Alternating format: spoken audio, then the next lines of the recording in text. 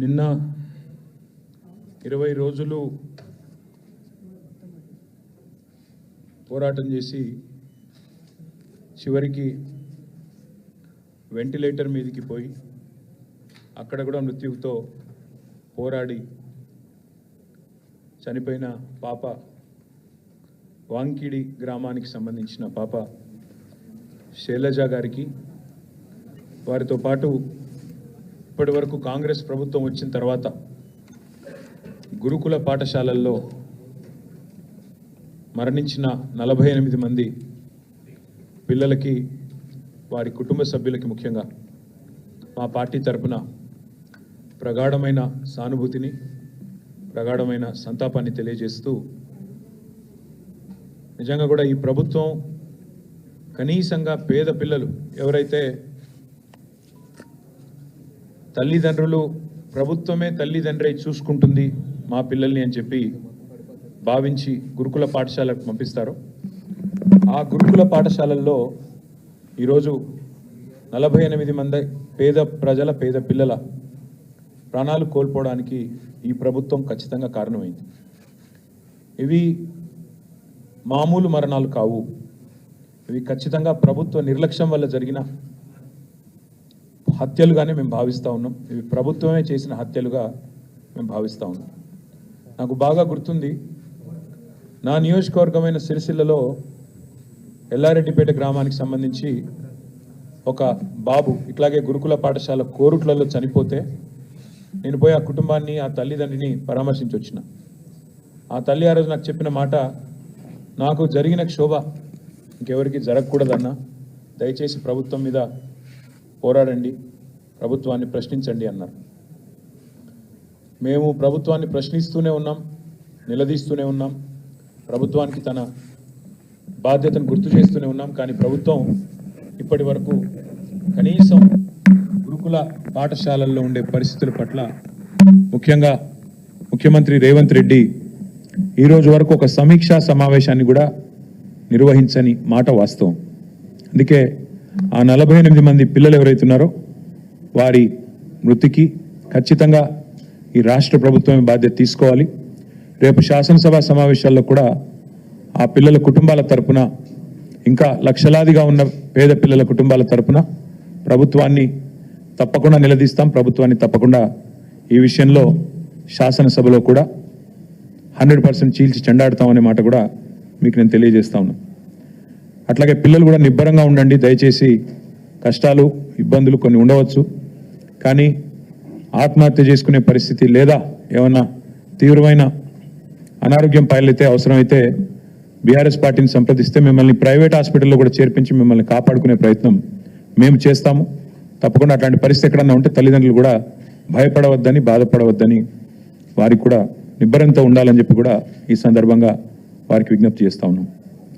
నిన్న రేవంత్ రెడ్డి గారు, నిజానికి నేను ఈరోజు ప్రెస్ మీట్ మాట్లాడాలని కూడా అనుకోలేదు, ఎందుకంటే నిన్ననే మహబూబాబాద్లో లగచర్ల గిరిజనులకు సంబంధించిన సంఘీభావ సభ ధర్నా ఏదైతే జరిగిందో అక్కడే చాలా విషయాలు మాట్లాడాలని అనుకోలేదు. కానీ నిన్న ఆయన మాటలు, ఆయన వైఖరి చూస్తూ ఉంటే, ఆయన లేవనెత్తిన కొన్ని ప్రశ్నలు, కొన్ని అనుమానాలు, దానికి ఇవాళ మీడియాలో వచ్చిన విస్తృతమైన కవరేజ్ చూసిన తర్వాత మాట్లాడక తప్పని పరిస్థితి మాకు కలుగుతూ ఉంది. ఎట్లా ఉంది ఈరోజు అంటే, నిజంగా చూస్తూ ఉంటే ఆయన ప్రెస్ మీట్ చూస్తే అసహనము, ఫ్రస్ట్రేషను, ఒక నిస్పృహ, అంటే నేను వెనక్కి తగ్గాల్సి వచ్చింది అనే ఒక ఈగోయిజము, రాహుల్ గాంధీతో తిట్లు పడ్డ తర్వాత, ఢిల్లీకి వెళ్ళి మొట్టికాయలు పడ్డ తర్వాత సహజంగానే ఉండే కోపం అవన్నీ వెలకెక్కి నన్ను కూడా పర్సనల్గా నానా బూతులు తిట్టినాడు. నాకైతే చూస్తే ఒకటే అనిపించింది, ఇప్పుడు రేవంత్ రెడ్డి గారు 10-15 సంవత్సరాలుగా అందరికి చెప్తా ఉండేటోడు ఎప్పటికైనా ముఖ్యమంత్రిని అవుతానని. మరి ముఖ్యమంత్రి అయిన తర్వాత కూడా ఇంత ఫ్రస్ట్రేషన్ ఎందుకు? ముఖ్యమంత్రి అయిన తర్వాత కూడా రోజు కేసీఆర్ని తిట్టుడెందుకు? ముఖ్యమంత్రి అయిన తర్వాత కూడా రోజు మా మీద ఏడుపులు ఎందుకు? కావాల్సిన పదవి వచ్చింది, కావాల్సినంత దోపిడీ జరుగుతూనే ఉంది నీకు నిరాటంకంగా. మరి అట్లాంటప్పుడు ఇంత ఫ్రస్ట్రేషన్ ఎందుకు నాకైతే అర్థం కావడం లేదు. నిన్న ఆయన వైఖరి చూస్తుంటే నాకైతే ఒకటే అనిపించింది, చిట్టినాయుడు గారికి చిప్పు దొబ్బింది అనిపించింది. ఎందుకంటే ఆయన మాటలు, ఆయన వైఖరి నిన్న అసలు ఏం మాట్లాడుతున్నారో కూడా తెలియనంత ఒక ఏదో పిచ్చి రిపోర్ట్ రిలీజ్ చేసినాడు నిన్న. ఇవన్నీ బీఆర్ఎస్ హయాంలో విడుదల చేసిన అదానికి ఇచ్చిన ప్రాజెక్టులు అంటాడు. అరే ఎంత మూర్ఖత్వం అంటే దీనికి నాకు ఏం చెప్పాలో కూడా అర్థం కావట్లేదు. ఎంత మూర్ఖత్వం అంటే ఇందులో నేషనల్ హైవే ప్రాజెక్టులు, జాతీయ రహదారుల ప్రాజెక్టులు బీఆర్ఎస్ ప్రభుత్వం ఇచ్చిందంటాడు. ఈయన మొన్నటిదాకా ఎంపీగా పనిచేసిండు. జాతీయ రహదారుల ప్రాజెక్టులు రాష్ట్ర ప్రభుత్వం ఇస్తుందండి ఎక్కడన్నా? మరి గడ్కరీ గారు ఇక్కడ పనిచేస్తుండా, అక్కడ పనిచేస్తుండా? ఆయన మొన్నటిదాకా అక్కడున్నాడా, ఇక్కడున్నాడా? అసలు ఈరోజు ఎక్కడున్నాడు? మాకే అర్థం కావట్లేదు. అంటే ఇంత మూర్ఖంగా, ఇంత మొండిగా ప్రజల యొక్క తెలివితేటల్ని తక్కువ అంచనా వేసి నోటికొచ్చినట్టు వాగుతాను. మంత్రిత్వ శాఖ జాతీయ ఉపరితల రవాణా అంటే నేషనల్ సర్ఫేస్ ట్రాన్స్పోర్ట్, గడ్కరీ గారు మంత్రి. ఆయన డిపార్ట్మెంట్ టెండర్లు పిలిచి అలా అదానికి దేశమంతా వర్కులు వచ్చినాయి, ఈడొచ్చినాయి. అది మా కంట కడతానంటే ప్రజలు పిచ్చివాళ్ళు కాదు. ఇవాళ మా జర్నలిస్టు మిత్రులకు కూడా అన్నీ తెలుసు. ఏదో నువ్వు చెప్తున్నావు కాబట్టి వింటున్నారు, కానీ నిజానికైతే అప్పుడే ప్రశ్నించాలా మీరు కూడా. సార్ అవి జాతీయ రహదారులు కదా అని అడగలేదు ఎవరు, కాబట్టి ఇప్పుడు నేను చెప్తున్నా. రెండవది రక్షణ శాఖకు సంబంధించి అసలు మాకు చాలా ఆశ్చర్యంగా ఉంది. రక్షణ శాఖ రాష్ట్ర ప్రభుత్వ ఆధీనంలో ఉంటుందండి. రాజ్నాథ్ సింగ్ గారు ఏం చేస్తున్నారు మరిగా? రక్షణ శాఖ మంత్రి అయిన ఆయనకు ఎందుకు మరి? అంటే ఎంత మూర్ఖత్వం అంటే మాట్లాడితే కనీసం కొద్దిగా సోయి లేదు, ఏం లేదు. ఇంకోటి 750 kV ట్రాన్స్మిషన్ లైన్ ప్రాజెక్టు, ఇది కూడా మాది కాదు, సెంట్రల్ గ్రిడ్ ఇది. అరే ఇవన్నీ గింత పిచ్చిగా, గింత మూర్ఖత్వంగా, గింత అవగాహన రాహిత్యంతో ముఖ్యమంత్రి మాట్లాడితే ఆయన ఏమన్నా చిప్పు దొబ్బిందనకపోతే నేను దయచేసి నేను మీడియా మిత్రులను కూడా కోరుతా ఉన్నా. ఏది పడితే అది ముఖ్యమంత్రి నోట్లోంచి రాగానే అవేం భగవద్గీత అయిపోదు, అందులోకి వచ్చేటి అని శ్లోకాలు అయిపోవు. ఆయన మాట్లాడే దానిలో కూడా సరుకు ఉందా, సబ్జెక్ట్ ఉందా, లేదా అంతా బబరాజమానం భజగోవిందమా అడగాలి కదా. మనం కూడా అక్కడ కూర్చున్న వాళ్ళం ఎదురుగా జర్నలిస్టులుగా డెఫినెట్గా ఆయన నిలదీయాలి. అది కేంద్ర ప్రభుత్వ ప్రాజెక్టు కదా సార్, నువ్వు ఎందుకు పిచ్చి పిచ్చిగా మాట్లాడుతున్నావు అని ఒక్కరన్నా అడగాలి కదా. అయితే ఇంకా ఆశ్చర్యం, ఇంకా చాలా ఆయన మాట్లాడుతూ ఉంటే డ్రై పోర్టు కూడా కేంద్ర రాష్ట్ర ప్రభుత్వాల సంయుక్త ఆధ్వర్యంలో చేసేది, దానికి కూడా కేంద్ర ప్రభుత్వం అనుమతి ఇవ్వాలి. వాళ్ళతో సహకరించి, ఎందుకంటే మనకు ల్యాండ్ లాక్ స్టేట్, మనకు సముద్ర తీరం లేదు కాబట్టి డ్రై పోర్ట్ అనేది ప్రతిపాదన మనం తీసుకొచ్చినాం. దానికి కూడా కేంద్ర ప్రభుత్వంతో ఇంకా సంప్రదింపులు చేస్తానే ఉన్నాం. ఎవరికి ఏమి ఇవ్వలేదు, అది కూడా ఇచ్చినట్టుగా చూపెట్టినాడు. ఇంకా విచిత్రం, ఇక సారు ఇదివరకు కూడా లక్ష్మయ్య సార్ కూడా ఐటీ మినిస్టర్గా పనిచేసినారు, వారికి తెలుసు. పాపం చిట్టినాయుడికి ఏమో తెలియదు, ఎవడని చెప్తుంటాడా అంటే వినడు, అదో పెద్ద బాధ. ఆయన ఎంత మూర్ఖుడు అంటే, మేము కేసీఆర్ గారి ప్రభుత్వంలో రెండు దఫాలుగా మైక్రోసాఫ్ట్ నుంచి 31,000 కోట్ల పెట్టుబడులు డేటా సెంటర్ రంగంలో తీసుకొచ్చాం. ఒకటి ఫిబ్రవరి 2022లో 15,000 కోట్ల పెట్టుబడి, జనవరి 2023 సంవత్సరంలో 16,000 కోట్ల పెట్టుబడి. ఇవి రెండు కూడా నేను మీకు ప్రెస్ కటింగ్లు ఇస్తాను, చూసుకోండి. మేము ఓపెన్గా బాజాప్తా మైక్రోసాఫ్ట్ పెద్దలు సత్యనాదెల్ల గారి నుంచి మొదలు పెడితే వాళ్ళ వివిధ అధికారులను కలిసి ఒప్పించి మెప్పించి హైదరాబాద్లో ఉండే సానుకూల పరిస్థితులు వివరించి, ఇక్కడి ప్రభుత్వం యొక్క మంచి విధానాలు వివరించి మొత్తం 31,000 కోట్ల పెట్టుబడి మైక్రోసాఫ్ట్ డేటా సెంటర్లు వాటికి మేము సాధించాం. ఈ ముఖ్యమంత్రి గారి పరిజ్ఞానం ఎంత అంటే, వీటిని నిన్న ఆయన విడుదల చేసిన దానిలో మైక్రోసాఫ్ట్ డేటా సెంటర్లను ఆయన ఏం విడుదల చేసిండు నిన్న లిస్టులో? Adani data centre. ఇక ముఖ్యమంత్రి గారు ఎట్లా అంటాడంటే, ఈయన పాపం ఈయనకు తెలియదు, ఇదివరకు కూడా ఒకసారి ఇట్లే మాట్లాడిండు. సత్యానాదెల్లా అని ఉన్నాడు, ఆయన ఎవరా విప్రో CEO అని మాట్లాడిండు. ఇప్పుడు కూడా గంతే. మైక్రోసాఫ్ట్ డేటా సెంటర్ పెట్టుబడిని ఆనాడు కేసీఆర్ ప్రభుత్వం 31,000 కోట్లు సాధిస్తే అవగాహన లేకుండా, ఇప్పుడు మాట్లాడేటప్పుడు కనీసం అధికారులు చెప్పేదన్న వినాలి కదా.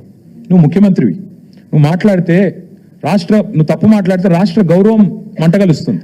ఏది పడితే అది మాట్లాడడం అనేది ఆయనకు మంచిది కాదు. ఇప్పుడైనా సవరించుకో అని చెప్తా ఉన్నా చిట్టినాయుడు గారికి. ఇప్పుడైనా సవరించుకోండి. 31,000 కోట్ల పెట్టుబడి రాష్ట్రానికి వచ్చింది. నా జేబులకు పోలే, కేసీఆర్ గారి జేబులకు పోలే, రాష్ట్రానికి వచ్చింది. రాష్ట్ర సంపద పెంచే అంశం, రాష్ట్రానికి మంచి జరిగే అంశం. దీనివల్ల మైక్రోసాఫ్ట్ వచ్చిందంటే తర్వాత అమెజాన్ వచ్చింది, అది ఇంకా 36,000 కోట్ల పెట్టుబడి, $4.7 బిలియన్ పెట్టుబడి. ఇవి రెండు మా ప్రభుత్వంలో అత్యధిక FDI, మేము తీసుకొచ్చిన అత్యధిక ఫారెన్ డైరెక్ట్ ఇన్వెస్ట్మెంట్. ఇగో ఈ రెండు, అమెజాన్ అండ్ మైక్రోసాఫ్ట్. ఒకటి 31,000 కోట్లు, ఇంకోటి 36,300 కోట్లు. ఈ రెండు కలిపితేనే 67,000 కోట్లు. అంటే ఇది మా ప్రభుత్వం సాధించిన ప్రగతి. ఇక మీరు ఇంకేదో చూపెట్టిండు, ఏదో దొరకబట్టినట్టు ఈ ఫోటో చూపెట్టిండు. నేను అదానిని కలిసిన, బరాబర్ కలిసిన. ఎడబెట్టిన నేను కలిసిన ట్విట్టర్లో నా అఫీషియల్ అకౌంట్లోనే పెట్టిన. నేను దాచుకున్నాను. నీళ్ళక 4 గంటలు రహస్య సమావేశాలు చేసిన, లేకపోతే చీకట్లో పోయి కోహినూర్ హోటల్లో కాళ్ళు పట్టుకున్నాను. బరాబర్ దావోస్లో కలిసినాం. తర్వాత ఏం చేసినాం, ఒక ప్రపోజల్ ఇచ్చిండు, యోగి చెప్పి పని చేసినాం మేము.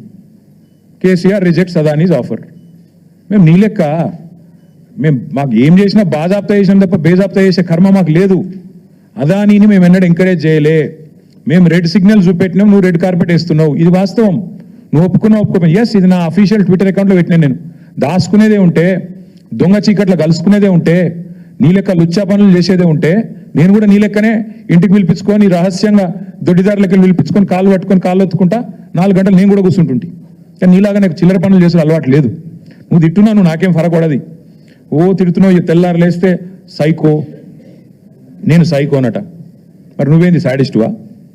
ప్రజలను కొండారెడ్డిపల్లిలో, నేను నాకు తెలియక అడుగుతా, కొండారెడ్డిపల్లి నీ సొంతూరులో ఒక 85 ఏళ్ళ పెద్ద మనిషి సాయిరెడ్డి గారు, మాజీ సర్పంచ్, నీకోసం పనిచేసిండు మొన్న ఎలక్షన్లో.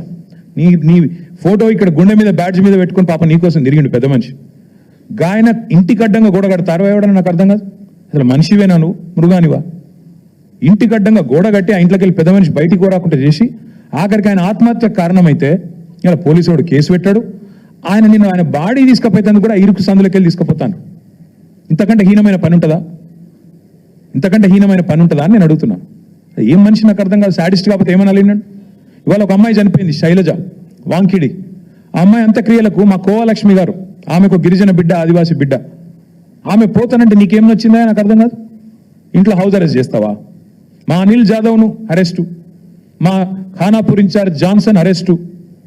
ఇదేనా ప్రజాపాలన? ఇదేనా ఇందిరమ్మ పాలన? ఎమర్జెన్సీ రోజులను తలపించే విధంగా ఇంటర్నెట్ షట్ డౌను, లగచర్లలో ఇంటర్నెట్ షట్ డౌన్, అక్కడ పోయి అర్ధరాత్రి పోయి బందిపోట్ల మీద దాడి చేసినట్టు నీ సొంత నియోజకవర్గంలో దాడులు. ఇందుకేనా నీ పరిపాలన? ఇంకా సిగ్గుమాలిన పని. నేను చెప్పిన మహబాద్లో 1 year కావస్తోంది. ఈ ముఖ్యమంత్రి ఎవరి కోసం పనిచేస్తున్నాడు? అదానీ కోసం, అల్లుని కోసం, అన్న కోసం, బావమరిదికి అమృతం కోసం. ఇది ఈయన స్థూలంగా చెప్పాలంటే 1 year పరిపాలన. అదానీ కోసం, అల్లుడి కోసం, అల్లుడి మ్యాక్స్ బిఎన్ ఫార్మా కోసం, అన్న కోసం, జగదీష్ అన్న కోసం, తిరుపతి అన్న కోసం, బావమరిది సృజన్ రెడ్డికి అమృతం పంచడం కోసం. దానికి తప్ప నువ్వు పీకిందేంది సంవత్సరం? నేను అడుగుతున్నా. నువ్వు సాడిస్ట్, సన్నాసి నేను అనలేకనా? నాకు నోరు లేదా? ఇంకొక మాట కూడా అడుగుతా ఉన్నా. అదానీని నువ్వేదో పెద్ద గొప్ప పని చేసినట్టు నిన్న నాకైతే ఒక డౌట్ వస్తుంది బాస్, మీరు చెప్పాలా మరి. నేను ఎప్పుడు చెక్ ఇచ్చిండు అదానీని చూసుకున్నా. 14 పోయిన నెల అక్టోబర్ అనుకుంటా, అక్టోబర్ నాడు చెక్ ఇచ్చిండట. ఎవరు? అదానీ గారి. నాకు ఈయన నిన్న చెప్తుండు గర్వంగా, మేము ఆ చెక్కుని క్యాషే చేయలే. నాకు తెలియక అడుగుతా బాస్, నాకు ఎవరైనా చెక్ ఇస్తే వెంటనే బ్యాంకులో వేస్తా, చెక్ క్యాష్ చేసుకుంటా. మరి నువ్వు 38 రోజులు ఎందుకు చెక్ క్యాష్ చేయలే? అయితే వానికి ఇచ్చే ఉద్దేశం అన్నా లేకపోవాలి, నీకు దాన్ని క్యాష్ చేసే ఉద్దేశం అన్నా లేకపోవాలి. లేకపోతే దాని చెక్ చూపెట్టి ఇంకెళ్ళి పైసలైనా దొబ్బిండాలా కుల్లాయిగా. ఇంతకంటే ఇక దాచితానికి ఏం లేదు. ఇప్పుడు పోస్ట్ డేటెడ్ చెక్కులు మనం విన్నాం, కానీ ఇది ఎక్కడిది విచిత్రం? ఇది అక్టోబర్ 14 చెక్ ఇస్తాడట. ఈయన నిన్న మేము 38 రోజుల పాటు మేము క్యాషే చేయలే. మరి ఏం చేస్తున్నావు? ఇంకొకటి అడుగుతున్నా నేను, అసలు అదానీ దొంగానికి నిన్న తెలిసిన అది మొన్న మహారాష్ట్రలో ఏం మాట్లాడినావు? నిన్నగాక మనం వీడియో చూపెడతాం మీకు. ఇప్పుడు మీరు కూడా చూసి ఉంటారని చూపెడతలేను. ఒక గజ దొంగ గుజరాత్కి వెళ్ళొచ్చి ధారావి ల్యాండ్ ఎత్తుకపోతుండు, అక్కడ మాట్లాడతావు. ఇక్కడికి వచ్చేమో మళ్ళీ నిన్న సుధపూస లెక్క కూర్చొని నిన్ననే తెలిసింది నాకు దొంగ అని, రాహుల్ గాంధీ నెత్తిమికెళ్ళి 2 సంపంగానే తెలిసింది, ఇదివరకు తెలియదు అన్నట్టు మళ్ళీ యాక్టింగ్ లేంది, స్వాతిముత్యం యాక్టింగ్లు. నేను అనేది అదే, మొన్న గజ దొంగ అయినోడు నేను ఇక్కడ రాగానే సత్యపూస అయిందా? మొన్న మహారాష్ట్రలోనేమో గజ దొంగ అంటివి, ఇక్కడికి వచ్చేమో మేము ఇవాళ ఒక్కటే అడుగుతున్నాం. సరే 100 కోట్లు ఆయన ఇయ్యలే, నువ్వు తీసుకోలేదు, షో చేసిన, ఇద్దరు కలిసి డ్రామా చేసారు, అర్థమవుతుంది. ఆ చెక్కు ఇయ్యలేదు, ఈయన వేయలేదు, అది క్యాష్ కాలేదు, నువ్వు వెనకకి ఇచ్చిందే లేదు. ఇక రెండోది 12,400 కోట్లు అన్న నువ్వు ఇచ్చిన లిస్టే. పంప్డ్ స్టోరేజ్ యూనిట్ అట. అది తెలంగాణలో పంప్డ్ స్టోరేజ్ పాలసీ ఉందా అండి? పంప్డ్ స్టోరేజ్ అంటే తెలంగాణలో పాలసీ ఉందా? మరి నిన్న 2 విషయాలు బయటపెట్టినారు ముఖ్యమంత్రి. ఆయన ఇచ్చిన లిస్టులోనే 2 విషయాలు బయటపడ్డాయి. ఒకటి పంప్డ్ స్టోరేజ్ యూనిట్, తెలంగాణలో ఇంతవరకు ఆ పాలసీ లేదు. మరి పాలసీ లేకుండా అదాని కాడికి వెళ్ళి పైసలు ఎట్లా తీసుకుంటా అనుకున్నావు? పాలసీ లేకుండా ప్రపోజల్ ఎట్లా తీసుకున్నావు? నెంబర్ 1. నెంబర్ 2, కొడంగల్ ఇన్ని రోజులు అల్లుని కోసం అనుకున్నాం, ఇప్పుడు అదాని కోసం అంటే ఇప్పుడు తెలిసింది. 9 మిలియన్ టన్నుల ప్లాంటు కొడంగల్లో సిమెంట్ ప్లాంట్ పెడతారట. మన రామన్నపేటలోనేమో మొత్తం ప్రజలు మరలబడ్డారు. ఇక్కడ సిమెంట్ ప్లాంట్ పెట్టద్దు, అదానిది అంబుజా ప్లాంట్ అని. అక్కడ సిగ్గురాలి ఇంకా అది అట్లే పెడతారట, అందులో మూసీలకు కాలుష్యం పంపిస్తారట. ఇప్పుడు మీదికెళ్ళి కొడంగల్లో మళ్ళీ కొత్త దుకాణం, మళ్ళీ 9 మిలియన్ మెట్రిక్ టన్నుల ప్లాంట్ అదానీ గారిది కొడంగల్లో. నేను అందుకే అంటున్నా, అల్లుని కోసం, అదానీ కోసం, అన్నల కోసం, బామ్మరి కోసం, అమృతం పంచడం కోసమే పనిచేస్తున్నావు నువ్వు. ఇది అది ప్రూఫ్ నువ్వే ఇచ్చినావు. అసలు పంప్డ్ స్టోరేజ్ పాలసీ లేకుండా ఎట్లా తీసుకున్నావు? నువ్వు ఎట్లా తీసుకుంటున్నావు ప్రపోజలు? చెప్పండి. ప్రభుత్వానికి ఒక పాలసీ ఉండాలి కదా, నిర్దిష్టమైన విధానం ఉండాలి కదా. అదే లేకుండా ఎట్లా పిలుస్తున్నావు ఆయన? నాకు అర్థం కాదు. దాంతోపాటు సరే, నేను ప్రశ్నిస్తే నేను సైకో. నేను అడుగుతున్నా, తెలంగాణని ఒక దొంగోడికి దోచిపెడుతున్నావు కదా, ఒక గజ దొంగకు. నువ్వు సన్నాసివా, సాడిస్టువా, ఏంటిది నువ్వు? మరి తెలంగాణ వనరులను ఇంత దుర్మార్గంగా దోచిపెడుతూ మీదికెళ్ళి ఇవాళ నువ్వేదో శుద్ధపూసం వచ్చేట్లని చెప్పినావు. నిన్న చెప్పి మళ్ళీ మీ అనుంగు పత్రికలు ఇవాళ వచ్చింది, Adani is here to stay. Adani ఉంటాడు, బరాబర్ ఉంటాడు. రాహుల్ గాంధీ నెత్తి మీద మొట్టికాయలు వేస్తే ఏదో పైకి ఒక 100 కోట్లు ఇచ్చి లోపల మాత్రం మళ్ళా పక్కా కొసారు అట్లా ఇచ్చినట్టు చేసి అసలు మాత్రం అట్లే ఉంటుంది అని చెప్పినట్టు ఇవాళ Adani is here to stay. నేను అడుగుతున్నా, మన హిండెన్బర్గ్ రీసెర్చ్ అనే రిపోర్ట్ ఎప్పుడు వచ్చిందండి? 3 నెలల కింద వచ్చింది. చదువు రాదా, అర్థం కాదా? నిన్ననే తెలిసింది అదాని దొంగ అని. మీరు రాహుల్ గాంధీ లబలబా అని మొత్తుకుంటూనే ఉన్నాడు కదా. ఎప్పటి నుంచి ఘోషిస్తున్నాడు రాహుల్ గాంధీ? అదాని దొంగ, చౌకీదార్, చోర్ హే, అదాని ఫ్రాడ్ హే అంటూనే ఉన్నాడు. మరి ఎందుకు 100 కోట్లు ఎందుకు ఇస్తున్నావు? కొసరు మాత్రమే ఎందుకు ఇస్తున్నావు? అసలు 12,400 కోట్ల ఒప్పందాలు ఎందుకు రద్దు చేస్తలేవు? మేమేదో చేసినామంటున్నావు, అవి కూడా రద్దు చేయి. మేము వద్దంటున్నావా? మేమేదో చేసినామంటున్నావు కదా, మేము చేయనే లేదు. మైక్రోసాఫ్ట్ ఇది అదాని అంటావు, నీ పరిజ్ఞానం అది. ఒకటి మాత్రం పక్క, ఈ ముఖ్యమంత్రి ఆయన ఇంటి పేరు మార్చుకోవాలి. ఆయన అనుముల కాదు, అబద్ధాల రేవంత్. ఇంత పచ్చబద్దాలు చెప్తారండి ఎవడన్నా ముఖ్యమంత్రి అంటాడు? ఇంత దుర్మార్గమా? మైక్రోసాఫ్ట్ డేటా సెంటర్ని పట్టుకొని అదాని డేటా సెంటర్. అదేవిధంగా నేషనల్ హైవే ప్రాజెక్టులు మేము ఇచ్చినాం, రక్షణ శాఖ ప్రాజెక్టులు రాష్ట్ర ప్రభుత్వం ఇచ్చింది, ఎలక్ట్రికల్ ట్రాన్స్మిషన్ ప్రాజెక్ట్ అది కూడా కేంద్ర ప్రభుత్వ ప్రాజెక్టు మేము ఇచ్చినాం. ఇంత పచ్చి అబద్ధాలు చెప్పేటోడు అనుముల రేవంత్ రెడ్డి కాదు, అబద్ధాల రేవంత్ రెడ్డే. అందుకే నేను అనేది, ఈ కాయిదాలు, ఈ డ్రామాలు ఇవన్నీ పక్కకు పెడితే రేవంత్ రెడ్డి నీకు అసలు కేసీఆర్ గారి గురించి మాట్లాడతాడు. నిన్న సరే నన్నంటే తిట్టినావు, నీకంటే వయసులో చిన్ననే కాబట్టి పడతా అనుకో. కేసీఆర్ గురించి మాట్లాడతావు, ఎంత ధైర్యం నీకు? నాకు అర్థం కాక అడుగుతా, ఏం తప్పు చేసిండు కేసీఆర్ గారు?